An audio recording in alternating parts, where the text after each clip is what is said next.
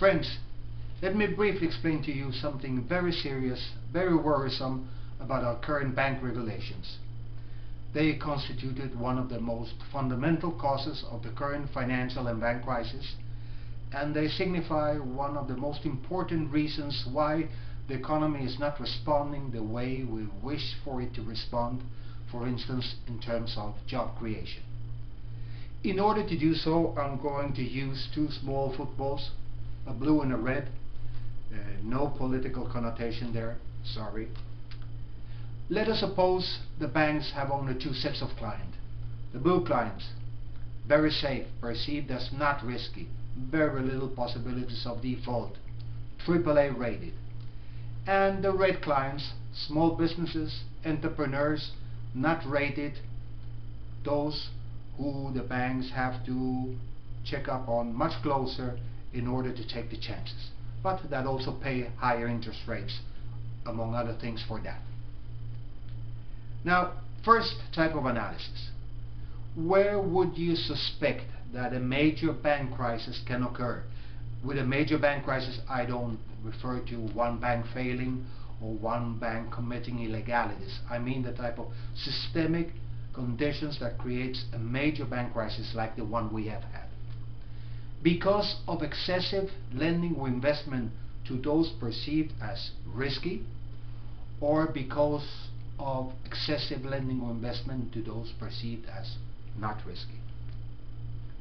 Obviously, you are correct. The only place that could generate such type of excessive exposure is clearly in the area of those perceived as not risky. Those perceived as risky, the word says it itself. The banks will shy away. Most people will shy away or take a lot of care entering there. It is the area of whatever is perceived as not risky that can contain dangers that we have not seen. Now, from the second angle, the angle of what we expect our banks to do for the society, where do you think they play a more important role? Lending or investing to the blue, super safe, AAA rated, who have probably strong cash flows, a lot of access to capital markets and can do anything they like, or to those that have no access to capital markets, small business, entrepreneurs, tight cash flows, that really need bank credit, but on whom we really depend for the next generation of jobs. You're absolutely right again.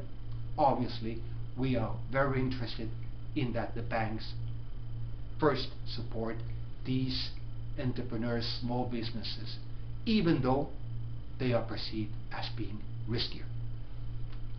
So, in terms of regulations, if you and I were bank regulators, what would we be doing? Number one, from the perspective of avoiding big bank crises, we would tell the banks, be careful with what is perceived as not risky, because there could be some very big dangers there. And in terms of the purpose of the bank, we would be telling them, don't forget the small business entrepreneurs, that even though they are perceived as risky, they're good clients, they need you, and the society needs for you to do a good capital allocation job there. This is what we would be doing. A little bit pushing in front, the red, a little bit pushing back, the blue. Now, the banking regulation, the Basel Committee for Banking Supervision and all the other bank regulators, they came up with a major piece of regulation which is called the capital requirement for banks. And with those capital requirements for banks, they told the banks to do this. What do I mean by that?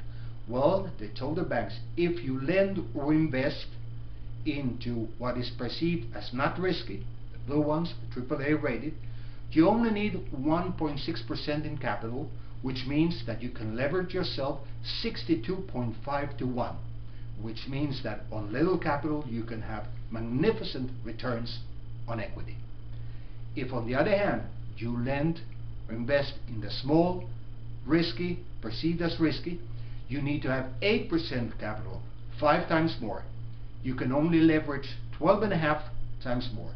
And therefore, these clients would have to pay a lot of higher interest or just be ignored and forgotten by the banks. Now, with this set of regulation, what happened? Well, what had to happen? What was doomed to happen? The banks went overboard.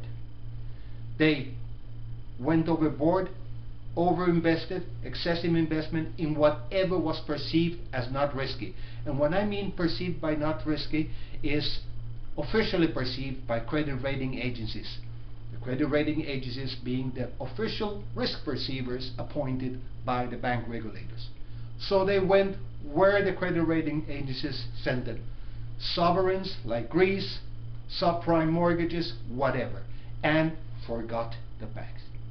And this is where we still find ourselves now, because more than 3 years after the crisis, this problem that I'm presenting to you is not being discussed. I've done all I can. I have many blogs out there, subprime regulation being the most important ones, and I've gone to many seminars, events, and explained this, but there's very little attention given to this point. I don't know why. So I'm in your hands. I hope that you had understood this brief explanation in red and blue of how really wrong our bank regulations are.